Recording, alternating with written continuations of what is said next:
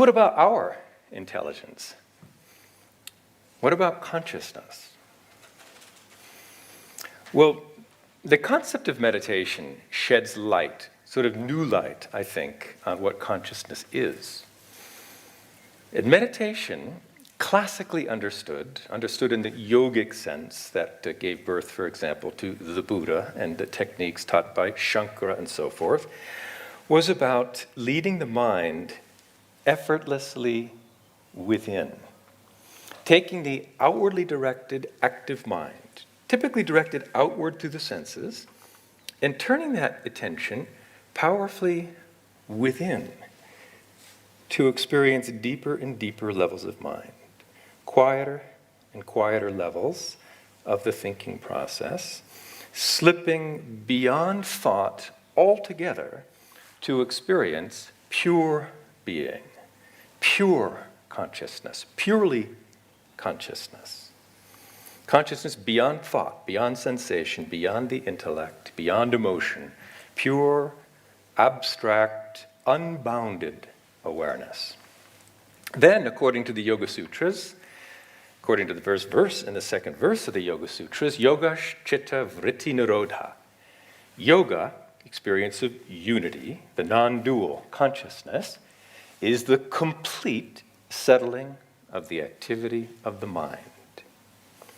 Then the seer is established in the self. And it's interesting that Patanjali describes consciousness as the self, because we might think of ourselves as something quite different, something 6 feet tall, something 4 or 5 feet wide, something this or that, something to do with beliefs, gender, race, religion. But according to yoga and Patanjali's, the self is the seer within, the field of consciousness, the non-changing, the immortal, the unbounded, the knower. We all have a knower, or we wouldn't be knowing, seeing. But we are different from the seeing, different from the knowing. We are consciousness, our own subjectivity. And this experience of pure consciousness is a fourth state of consciousness, the meditative state, samadhi. In the literature of yoga, there's the expression, the peaceful, the blissful, the undivided, non-dual, is thought to be the fourth. That is the self. That is to be known.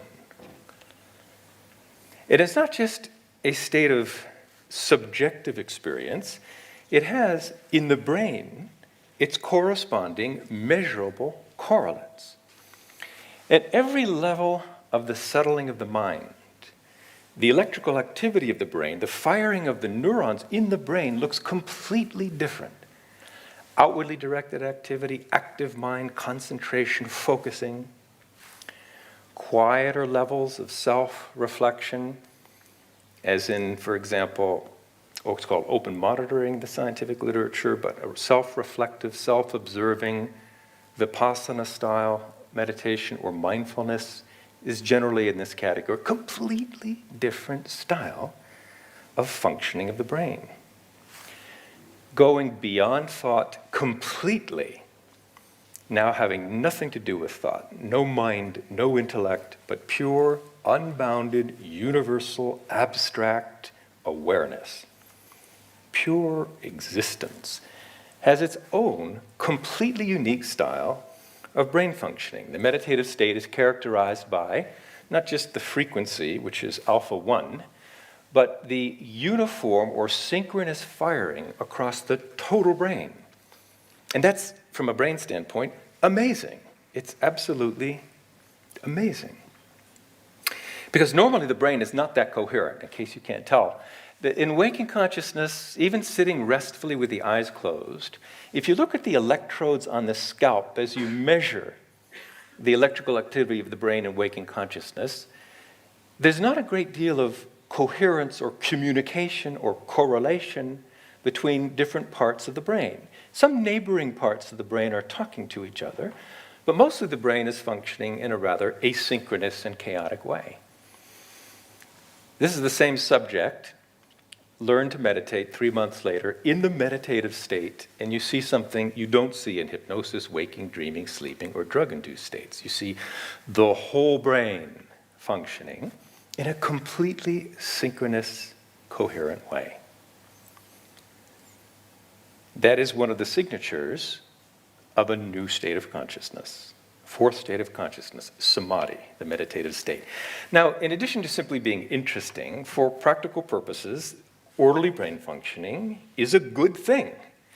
It correlates with intelligence, and creativity, and learning ability, and moral reasoning, ego development, psychological stability, and emotional maturity. Everything good about the brain depends on its orderly functioning. And when people experience samadhi regularly, you see marked improvements in every measure of human intelligence, highly significant improvements, which suggests that transcending is good for you. It's also very good for the health, but I won't go into that. Something real is happening, something very different is happening, something rather radical is going on in the meditative state of samadhi.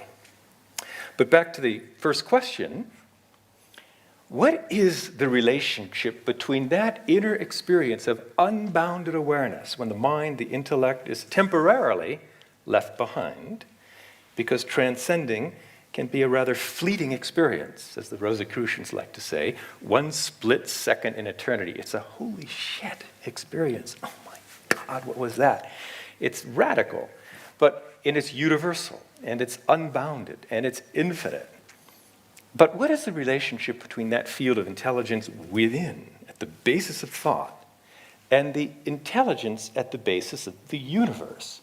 Our Atma, our self, the observer, the seer within, and Brahman, the unified source of the entire universe. A physicist might at first say, forget it. How could there be a relationship? Because this is purely subjective, and that is purely objective, material stuff. But at this conference, we probably know by now that quantum mechanics, quantum field theory, and the unified field are non-material realities. Absolutely non-material.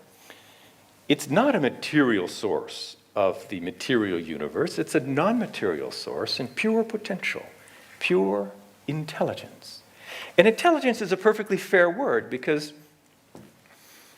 the deeper you go into nature and the more you explore the laws of nature, for example, at the level of electromagnetism, at the level of the Nobel Prize-winning electroweak unified theory, grand unified theories, and super unified theories, the more concentrated the intelligence becomes.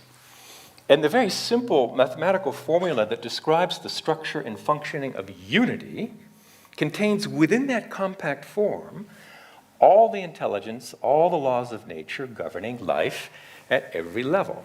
Maxwell's equations, and quantum chromodynamics, and the electroweak theory, and theory of general relativity, all of that is found in most concentrated form here. So the unified field is the most concentrated field of intelligence in nature, and dynamic intelligence. And dynamic intelligence is consciousness.